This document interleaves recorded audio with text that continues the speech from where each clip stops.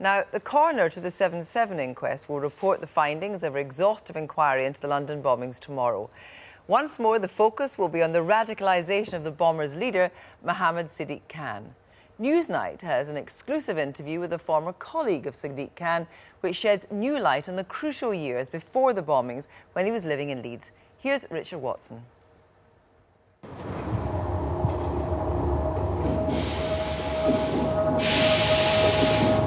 We are at war and I'm a soldier. Why did the London bombers follow a path of extreme violence? Who witnessed the early steps, the journey of the mind? We are 100% committed to the cause of Islam. We love death the way you love life.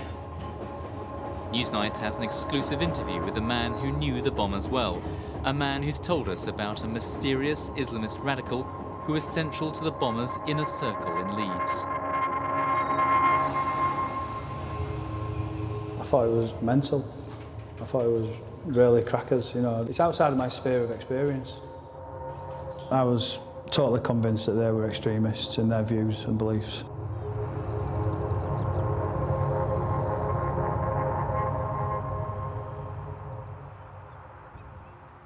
"5 years on, the story of what led 3 young men from Beeston and Leeds to murder 52 people in London largely lies buried in the silence which has characterised this community. Many people here knew the bombers very well, but few have been willing to speak out. Very forward, very aggressive. This man did give evidence to the inquest via a video link. He fears reprisals for speaking out, so we agreed to mask his face for this report. And a group of other guys, Martin McDaid, he was also there. Mark Hargreaves was approached by a group of youth workers in Beeston who wanted him to work with disadvantaged kids. And this was a place that I met them.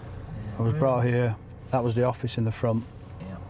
The back here, with the bars on the windows, was the back of the building. And this room here with the bars on was where I was sat. What was it like in there? Dingy, dark. We had a single strip light to provide light. There was no natural light in there. It was stacked up high with boxes and other paraphernalia from the bookshop. Mark was a qualified mountain leader, and a youth worker called Sid asked him to run some courses for children at the Leeds climbing wall.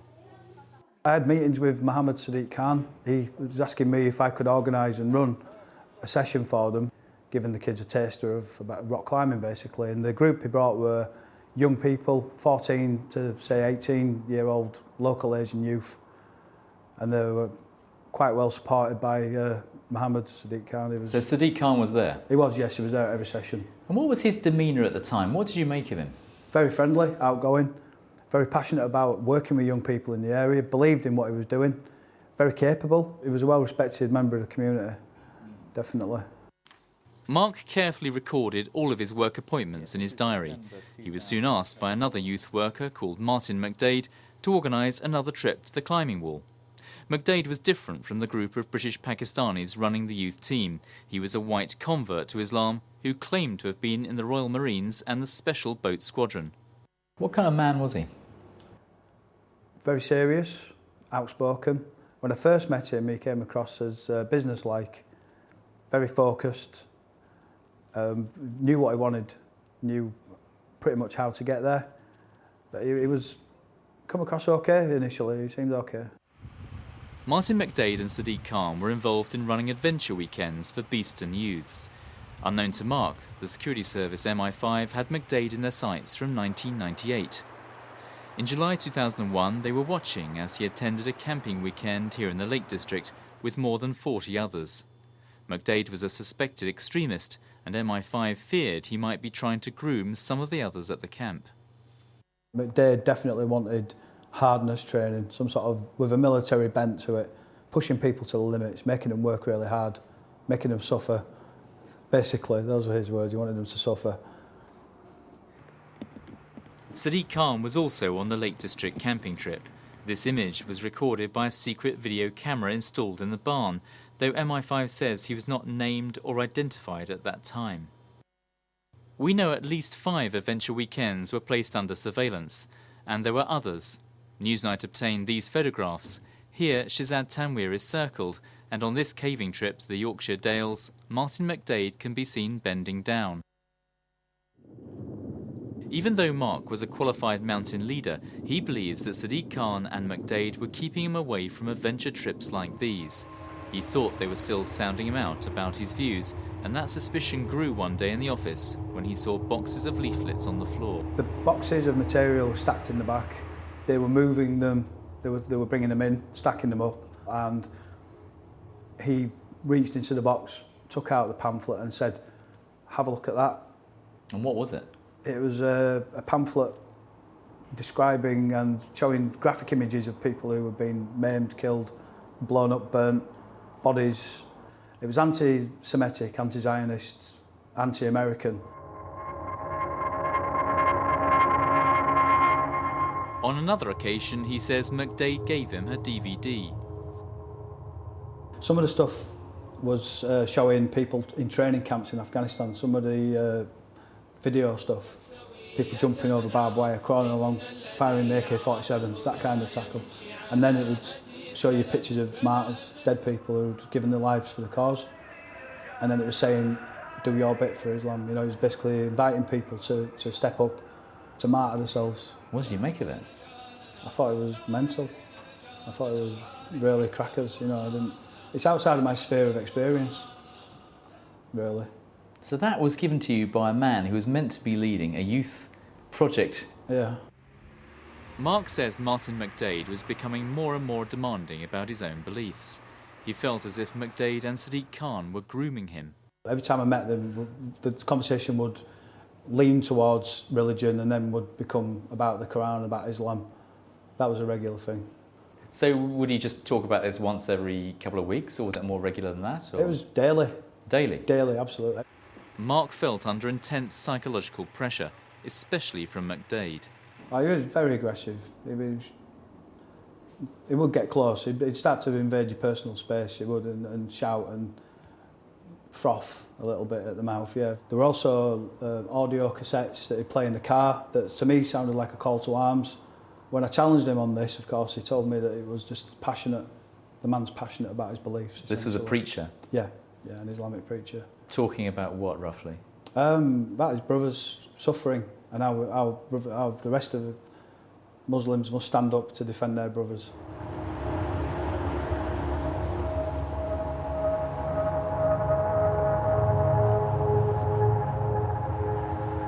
For Mark, matters came to a head when Sadiq Khan and McDaid asked him to lead them on an adventure trip to the Yorkshire Dales.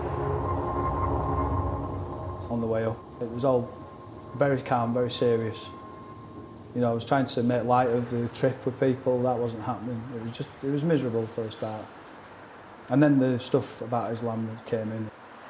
McDaid, for instance, was again telling me that if you do not convert to Islam, you're destined for hellfire for eternity. You will burn in hell.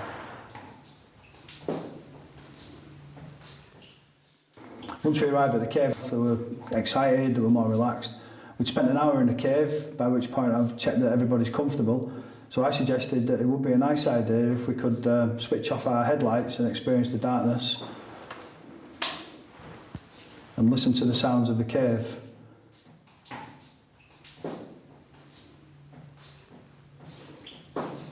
It was at this point when one of them stepped up and said to me, "This is the darkness in your life, Mark.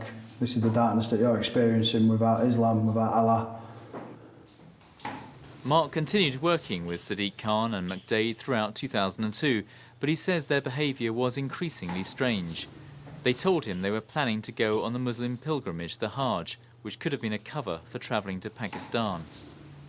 One day they disappeared. I had no communication, no information to say when they were coming back. I was just left in the lurch, essentially. Now, the massive unprofessionalism, the pressure with the proselytism, the fact that my gut feeling was saying there's something distinctly wrong here, I just walked. I wondered if it was about converting people to Islam, if they had a different agenda completely, taking vulnerable young men, exposing them to literature, to extremist views, testing them, see how far they were prepared to go, and then grooming them with a view to, I don't know, perhaps sending them to Afghanistan.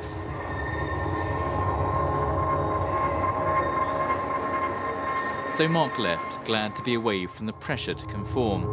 The next time he saw Sadiq Khan was on the news after the London bombings. So what has happened to Martin McDaid? Well, he disappeared from the Beeston area in 2005. Apparently shortly after this, he was teaching English at a private school in Oman, but from there the trail goes cold. We did manage to contact his parents, who still live in Leeds, but they declined to say anything about their son. And the mystery surrounding Martin McDaid, though, has left many people in Beeston suspicious about his role. I've been told that he was very aggressive and he had some military experience. And then I've been told he vanished.